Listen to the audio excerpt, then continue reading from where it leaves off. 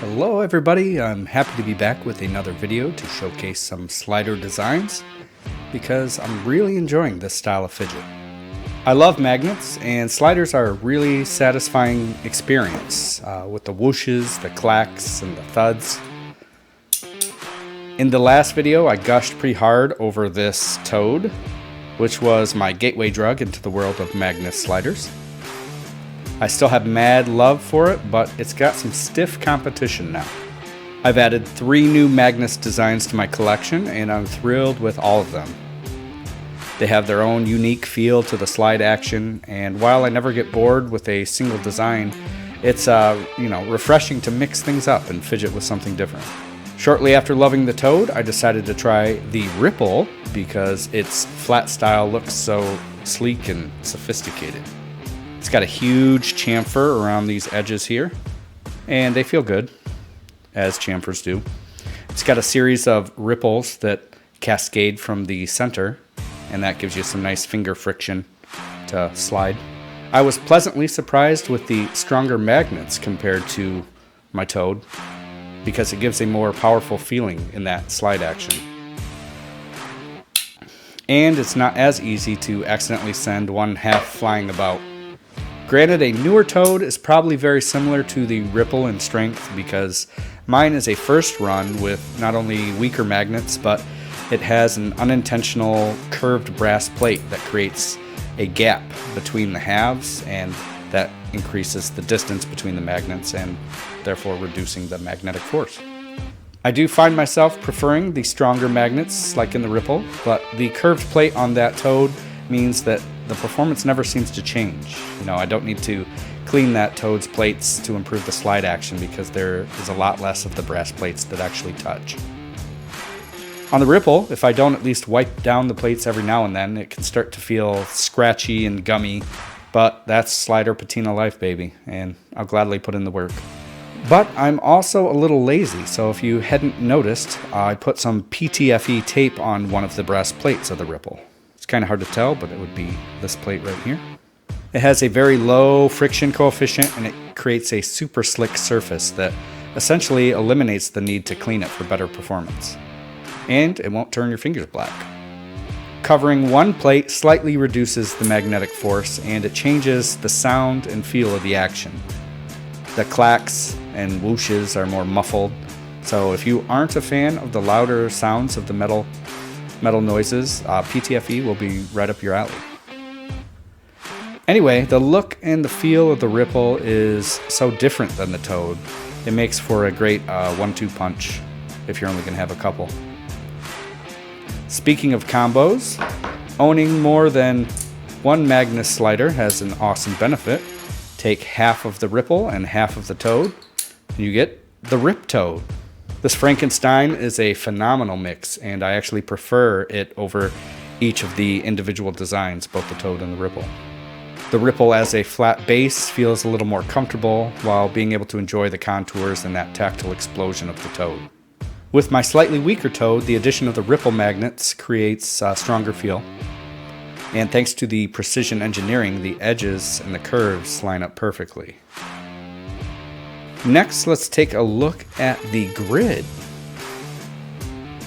This is no ordinary grid from Magnus. It's a one-of-a-kind gem that is a well-earned reward. I won this design from a Magnus giveaway on his Facebook page, where the community had to post their favorite jokes. I spent a ton of time posting my favorite dad puns, but so did a lot of other people. I decided if I wanted a shot at winning, I needed to come up with an original pun that was cleverly themed. And sure enough, that was the winning joke. The grid is similar to the ripple in that it has a large chamfer around the edge, but instead of ripples, it has these cool grid lines, and that provides the extra friction for sliding. On the flip side, you can see one reason that this grid is unique. Apparently, the machine decided it needed a break from creating the grid lines. I love it though because this area here where the missing lines are, it's wonderfully smooth and satisfying to rub. Instead of being flat like the ripple, it's convex or chubby like me, and that rounding has a completely different feel than the ripple. That chunky middle creates an angled push and pull that feels like I have more power or control than the Ripple. The magnets feel the same as the Ripple, which is a good thing. The next unique difference with my grid is with the plates. As you can see, they're black here. These plates are hardened zirconium instead of brass. They've been polished and flamed, which dramatically increases the hardness of the plates. This is brilliant because that means they will be less prone to scratching, and I don't need to worry about cleaning like with brass.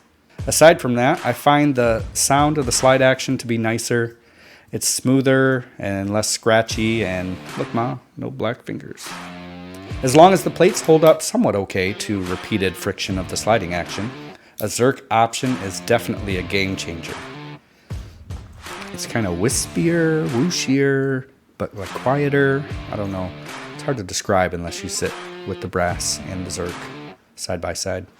My unique grid will hold a special place in my collection, and while some may call it flawed, I think it's perfect. Next up is my current favorite design, the crab. This is the perfect opportunity to reveal my winning joke for the grid, which is, why did Magnus step on the crab?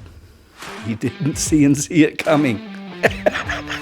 I'll pause for you guys to finish laughing hysterically. Moving on, the crab is a stunning beauty. Let's just take a peek at that. I was initially on the fence about buying it, but boy, am I glad I did. It's got this steep ramp here that leads to these shallow steps, ending with a massive step to this area I like to call the backbone. The sides have a thoughtful chamfer for comfortable side sliding, and another chamfer where the halves meet here in the center. It's a really cool look, and that also prevents your hand from getting pinched while sliding. The crab may look amazing, but this beauty is a workhorse when it comes to sliding. That backbone creates incredible resistance for sliding with, one finger pushing, the other finger down here. I feel like I have so much command when pushing and pulling.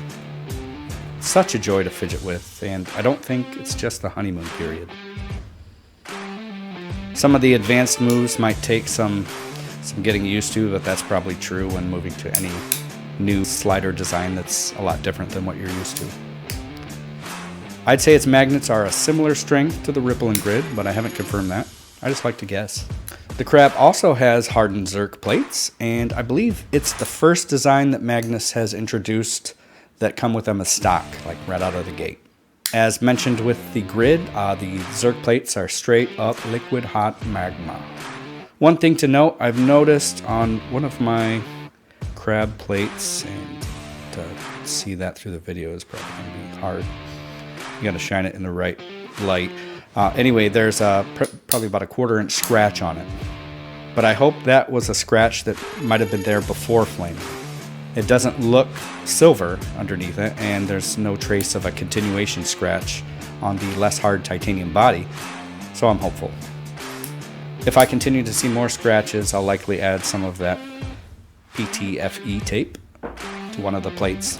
It's super easy to custom cut the tape with an X-Acto knife. You just got to carefully put your blade right in the crack between the body and the plate and do a circuit, voila.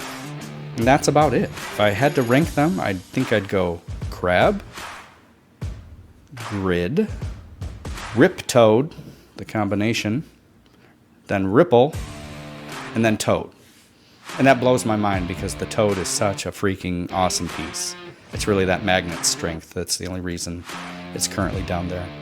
If I am lucky enough to score a new titanium Toad with Zerk plates, whenever that happens, I'd have to do some hard thinking about whether the crab or that new Toad would be the new king. Alright, I'll put some relevant links down below to some community pages, and yeah, thanks for putting up with my nonsense in this long video, and yeah, especially those of you who have tolerated me over the years. Lots of love. Later.